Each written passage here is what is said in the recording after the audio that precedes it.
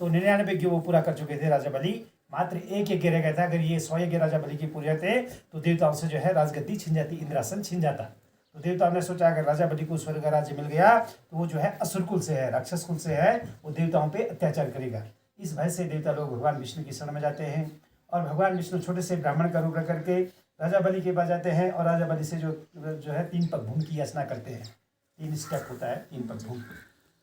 वो कहते हैं राजन आपकी दान की प्रशंसा पूरे विश्व में विख्याति है, मुझे भी कुछ दान दीजिए। तो राजा बलि बोलते हैं ब्राह्मण देव आपको दान में क्या चाहिए? भूमि, धरा, वसुंधरा, गायें, स्वर्ण, आभूषण, जो भी चाहिए मैं देने के लिए तत्पर हूँ।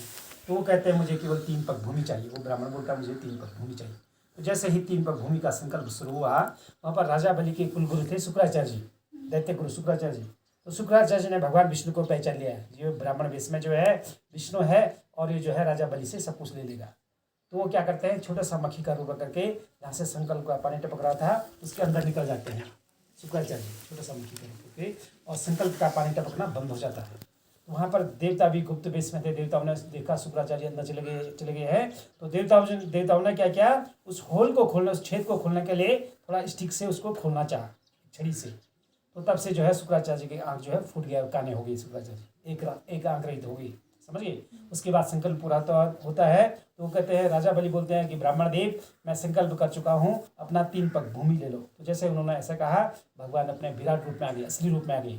जो ब्राह्मण वेश में थे, विराट रूप अनंत आकाश तक चले गए भगवान नारायण, भगवान विष्णु। एक पग में पूरी धरा नाप ली राजा बलि की, एक स्टेप में जो है पूरा धरा नाप ली, पूरा साम्राज्य। दूसरे पग में नवलोक नाप लिया, समझ गए। तीसरे पग में बोलते हैं राजन अब तो जगह नहीं है, कैसे कहाँ रखूँ? वो कहते हैं मेरे सिर में रखिए। तो जैसे ही राजा बलि के सिर में पाँव रखा, राजा बलि सीधे पाताल लोक चले गए। इस प्रकार से तीनों लोगों को जीतने वाले त्रिलोकीनाथ कौन है? भगवान नारायण हैं, भगवान विष्णु हैं। उन्हीं को साक्षी करके त्रेता में यहाँ पर शंकर और पार्वती जी का विवाह संपन्न हुआ है। सतयुग, त्रेता, द्वापर, कलयुग, 4 युग होते हैं।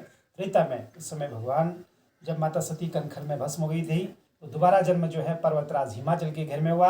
पर्वतराज की बेटी पार्वती, अपर्णा, गौरी, शैलपुत्री बहुत नाम से विख्यात हुई। और त्रेता युग आने पर उस समय भगवान गणेश जी नहीं थे, तो भगवान विष्णु साक्षी करके इसी स्थान पर शंकर और पार्वती जी का विवाह संपन्न हुआ, समझ गया। तो यहाँ पर 7 कुंड है, देखिए ब्रह्म कुंड, रुद्र कुंड, 2 कुंड स्नान का है, 7 कुंड है। विष्णु कुंड का मार्जन होता है, वो जो जल जो है पेट रोग में काम आता है, कैंसर रोग में काम आता है। ये सरस्वती धारा है, यहाँ पर पितरों को लोग जलदान करते हैं, जो गुजरे हुए हैं, जो फोर फादर जो भी गुजरे हुए रहते हैं उनको जलदान किया जाता है। ये भगवान